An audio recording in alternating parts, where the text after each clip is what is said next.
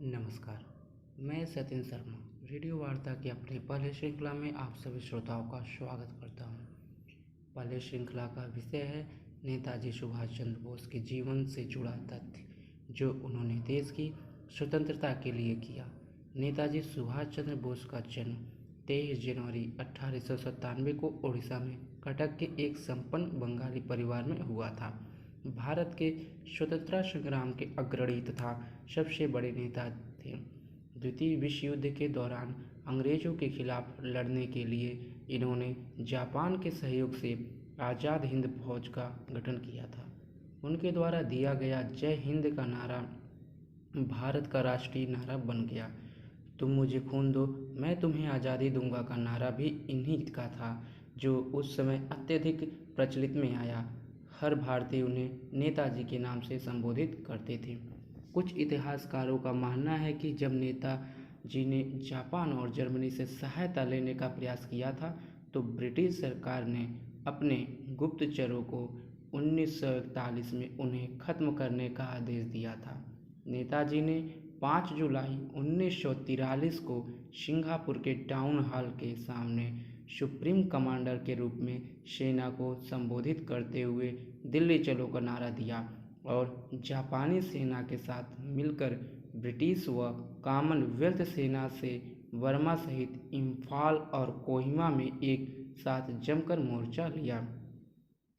31 अक्टूबर 1943 को सुभाष चंद्र बोस ने आज़ाद हिंद फौज के सर्वोच्च सेनापति की हैसियत से स्वतंत्र भारत की अस्थायी सरकार बनाई, जिसे जर्मनी, जापान, फिलीपींस, कोरिया, चीन, इटली, मेक्सिको और आयरलैंड सहित 11 देशों की सरकारों ने मान्यता दी थी। जापान ने अंडमान व निकोबार द्वीप इस अस्थायी सरकार को दे दिए। सुभाष चंद्र उन दिनों उन द्वीपों में गए और उनका नया नामकरण किया।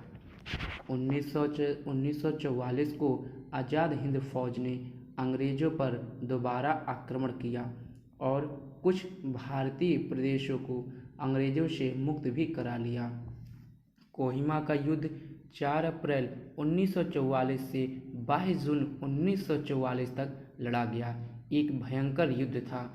इस युद्ध में जापानी सेना को पीछे हटना पड़ा था और यही एक महत्वपूर्ण मोड़ सिद्ध हुआ। 6 जुलाई 1944 को उन्होंने रंगून रेडियो स्टेशन से महात्मा गांधी के नाम एक प्रसारण जारी किया, जिसमें उन्होंने इस निर्णायक युद्ध में विजय के लिए उनका आशीर्वाद और शुभकामनाएं मांगी। नेताजी की मृत्यु को लेकर आज भी विवाद है। जहां जापान में प्रतिवर्ष 18 अगस्त को उनका शहीद दिवस धूमधाम से मनाया जाता है, वहीं भारत में रहने वाले उनके परिवार के लोगों का आज भी यह मानना है कि सुभाष चंद्र बोस की मौत 1945 में नहीं हुई। वे उसके बाद रूस में नज़रबंद थे। यदि ऐसा नहीं है तो भारत सरकार ने उनकी मृत्यु से संबंधित दस्तावेज अब तक सार्वजनिक क्यों नहीं किए। 16 जनवरी 2014 को कलकत्ता उच्च न्यायालय ने नेताजी के लापता होने के रहस्य से जुड़े खुफिया दस्तावेजों को सार्वजनिक करने की मांग वाली जनहित याचिका पर सुनवाई के लिए विशेष पीठ के गठन का आदेश दिया था।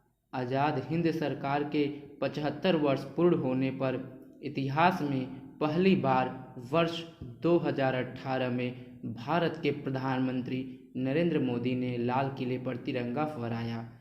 23 जनवरी 2021 को नेताजी की 125वीं जयंती पर भारत सरकार ने पराक्रम दिवस के रूप में मनाने का निर्णय लिया था। रेडियो वार्ता के अपने पहले श्रृंखला में आज के लिए बस इतना ही।